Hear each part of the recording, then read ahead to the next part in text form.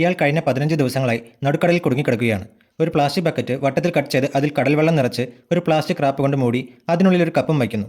അങ്ങനെ ശക്തമായ വെയിലിൽ കടൽവെള്ളം നീരാവിയായി ശുദ്ധജലമായി കിട്ടുന്നു. 8 ദിവസത്തിന് ശേഷം ആദ്യമായി കിട്ടുന്ന ശുദ്ധജലമായിരുന്നു അയാൾക്കത്. പെട്ടെന്ന് അയാളുടെ ചൂണ്ടയിൽ ഒരു മീൻ കൊത്തി. അയാൾ സർവ്വശക്തിയും എടുത്ത് വലിച്ചെങ്കിലും ഒരു സ്രാവ് വന്ന് ആ മീനിനെ തട്ടിയെടുത്തു. അങ്ങനെ അയാൾ ആകെ തളർന്നു പോയിരുന്നു.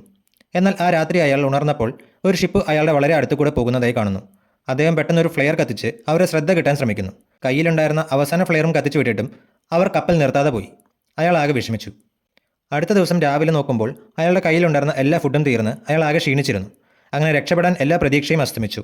പക്ഷേ ആ രാത്രിയിൽ ദൂരെയായി ഒരു വെളിച്ചം കാണുന്നു. അയാൾ അവരെ ശ്രദ്ധ കിട്ടാൻ വെള്ളം ഫിൽട്ടർ ചെയ്യാൻ ഉപയോഗിച്ച പ്ലാസ്റ്റിക് കവർ എടുത്ത് കയ്യിലുണ്ടായിരുന്ന ബുക്കിൽ നിന്ന് പേജുകൾ കീറി തീയിടുന്നു. വിശപ്പ് കാരണം അദ്ദേഹം സംസാരിക്കാൻ പോലും കഴിയാത്ത വിധം ക്ഷീണിച്ചിരുന്നു. തീ അണയാതെയിരിക്കാൻ പേപ്പറുകൾ ഇട്ടുകൊണ്ടേയിരുന്നു.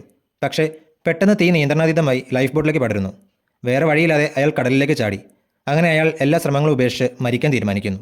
അയാൾ പയ്യെ കടലിൻ്റെ ആഴത്തിലേക്ക് മുങ്ങിപ്പൊക്കൊണ്ടിരിക്കുമ്പോൾ വെള്ളത്തിന് മുകളിൽ ഒരു വെളിച്ചം കാണുന്നു. അപ്പോൾ ആ ബോട്ട് അയാൾക്ക് അടുത്തെത്തിയെന്ന് മനസ്സിലായി. ജീവിക്കാനുള്ള ആഗ്രഹം അയാൾക്ക് ശക്തി നൽകി. അങ്ങനെ അയാൾ തൻ്റെ ശരീരത്തിൽ അവശേഷിച്ച എല്ലാ ഊർജ്ജവും എടുത്ത് മുകളിലേക്ക് നീന്തി അവസാനം രക്ഷപ്പെടുന്നു.